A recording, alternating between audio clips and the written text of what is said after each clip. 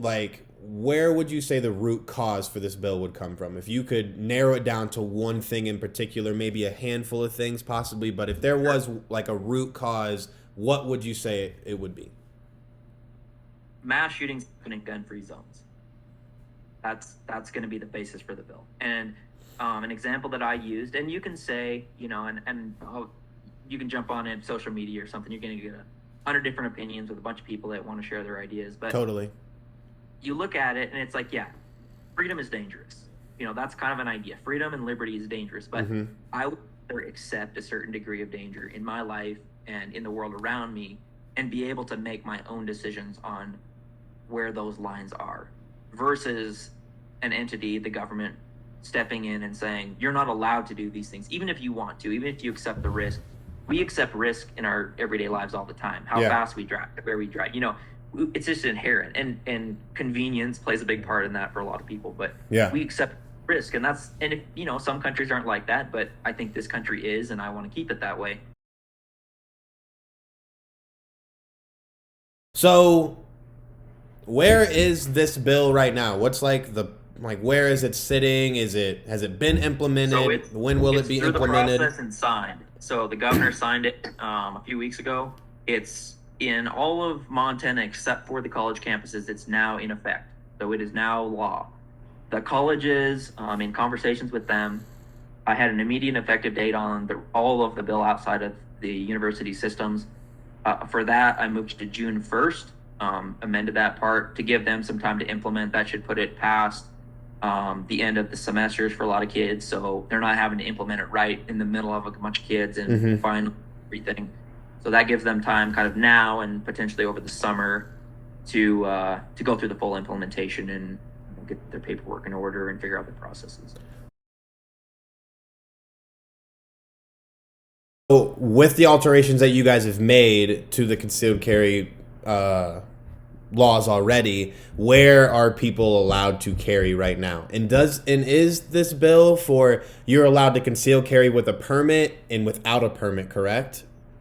So it does a couple things. The bill in Montana right now, you can basically open carry anywhere where there's not a specific firearms prohibition. And so some of those areas under the previous law were government buildings, banks. Actually, banks are not. They were still under the open carry for concealed carry. There's a couple areas where you weren't allowed to open carry. What my bill does is it says, hey, if the state thinks it's okay for you to open carry, you should be able to conceal carry as well. It just makes to me it's a safer way of carrying. You're not showing guns to people. They're not going to be able to target you to take your gun away if they wanted to. Yeah. And it's lower impact. It's higher security. It's a way better way of carrying. Yeah. So step one, we should allow people to conceal carry if we can already allow them to open carry. It created laws. So for instance, bars, banks, what other areas? At least bars and banks, under previous law, you could open carry in those areas. So it didn't fundamentally change that. I allowed open carry and then permitless carry in most of those areas as well. The only areas, and then I had a list of exemptions. So you can't carry in airports, you can't carry in secured areas, sheriff's office, you can't carry in courtrooms if the judge says so, or personal areas of the courthouses. You can't carry in state. You can permit carry in state and local buildings, so like the Capitol building with a permit. If you don't have a permit, you can't carry in those areas. So there's a couple exemptions, but generally, if you're secured, if you think of your secured type areas, prisons, law enforcement, areas like that. And then schools are still limited. So there's specific laws in state code already that prohibit you from carrying in a school building. So you can't carry in element K through 12 schools. Okay. And then my bill opened up college campuses so that you could carry on college campuses.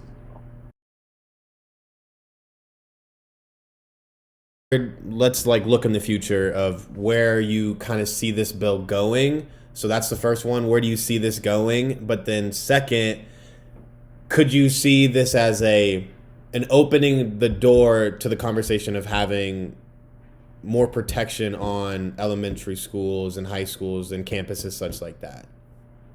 Sure. So I carried a bill 2 sessions that would have sort of streamlined the system for carrying in elementary schools, well, K through 12. So And basically what it did is it laid out a training requirement. In Montana right now, you can carry, teachers can carry in schools, or school officials can carry if they have the permission of the Board of Trustees. So if the school board lets them, they can. And there's a few schools in Montana that do.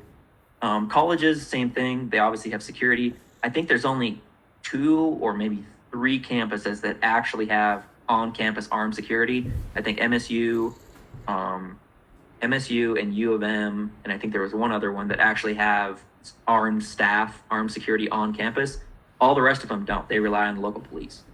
So that was another argument for me, is saying, hey, if this is the thing, if you start looking at costs, so, if you look at Montana, we have over 1,000 elementary and high schools.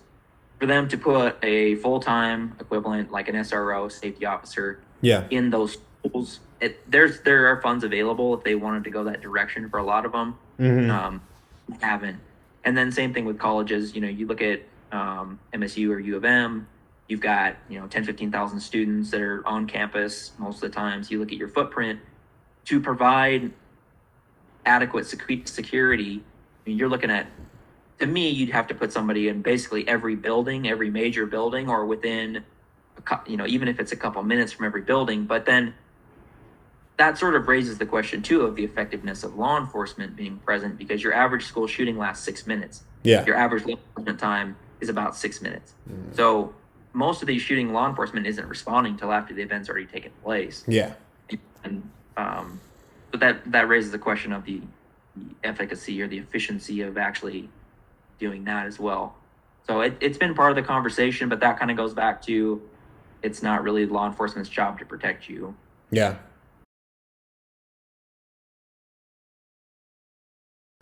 Hi guys, this is the commencement of my whole video. So with that being said, we'll just get started. Before sitting down and talking to Seth, I really wasn't a big fan of this whole bill. House Bill 102 to me was kind of just adding fuel to the fire, putting weapons on campuses when I thought that they really didn't need to be there, but sitting down and speaking to him and understanding that police officers and law enforcement don't have an obligation to protect us, they implement laws, and there's a difference. And I was unaware of that. I always imagined police officers being required to protect me, being required to make sure that if there is an active shooter, that they're the first responders, this, that, and the third. And of course they will respond, but they have no obligation to protect me, and neither does the government. I do, though.